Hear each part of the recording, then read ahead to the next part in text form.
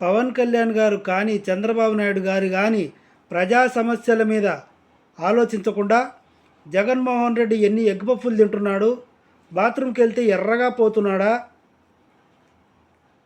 చుట్టలు చుట్టలుగా ఎరుగుతున్నాడా, ముద్దలు ముద్దలుగా ఎరుగుతున్నాడా, లేకుంటే కడ్డీలు కడ్డీలుగా చేస్తున్నాడా, టిష్యూతో తుడుచుకుంటున్నాడా, వాటర్తో క్లీన్ చేసుకుంటున్నాడా, ఈ పనిలో పడ్డారన్నమాట పవన్ కళ్యాణ్ గారు చంద్రబాబు నాయుడు గారు.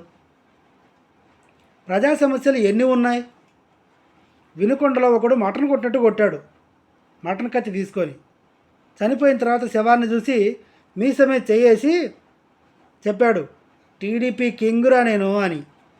వాడి మీద కేసు పెట్టలేదు, no action.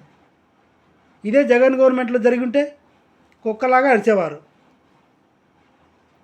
Jaganmohan Reddy amount గురించి వీళ్ళకి కావాలి. 40 లక్షలతో కట్టించుకున్నాడా, 30 లక్షలతో కట్టించుకున్నాడా? చంద్రబాబు నాయుడు గారి అమౌంట్ గురించి ఎవరు చూశారు? బాబాయిని చంపి ముఖ్యమంత్రి అయ్యాడు సింపతి ఓట్లతో. సరే అలాగే అనుకుందాం.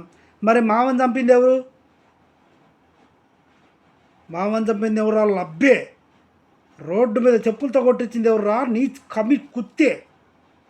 బొల్లిగాడు కాదు. వైస్రాయ్ హోటల్లో ఎమ్మెల్యేలను కూర్చోబెట్టింది ఎవరు? బొల్లిగాడు కాదు. వీళ్ళు చేస్తే నీతి, జగన్మోహన్ రెడ్డి చేస్తే అవినీతి. ఇంటింటికి వచ్చే రేషన్ ఇస్తే అది అమ్మాయిల డేటా మిస్సింగ్.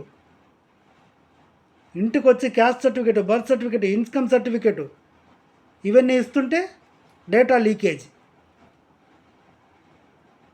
ఇప్పుడు ఎలా?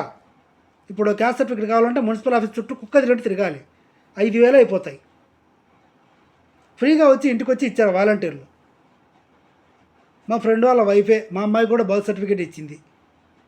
అమ్మాయి ఫోన్ చేసి, అన్న ఉన్నావా అన్న ఇంట్లో, రాన్న ఇదిగో అన్న తీసుకున్నా, అయిపోయింది. ఆరోగ్యశ్రీ తీసి తొబ్బారు. ఆరోగ్యశ్రీ లేదు కాబట్టి మా ఇంటి వెనకాల ఒక ఆంటీ చనిపోయింది.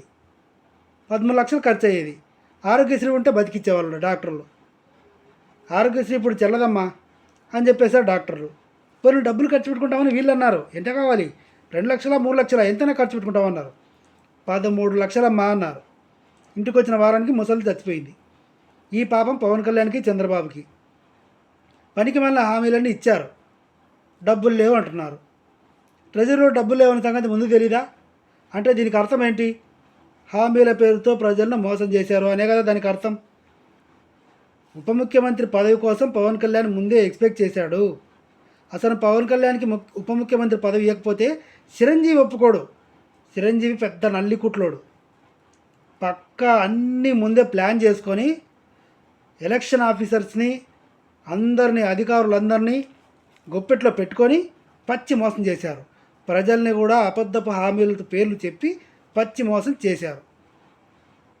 ఫైనల్గా నేను చెప్పేది ఏంటంటే, వీళ్ళు జగన్ గురించి మాత్రమే, జగన్మోహన్ రెడ్డి మీద బురద చల్లడానికి మాత్రం ఎన్నో దారులు వెతుకుతున్నారు.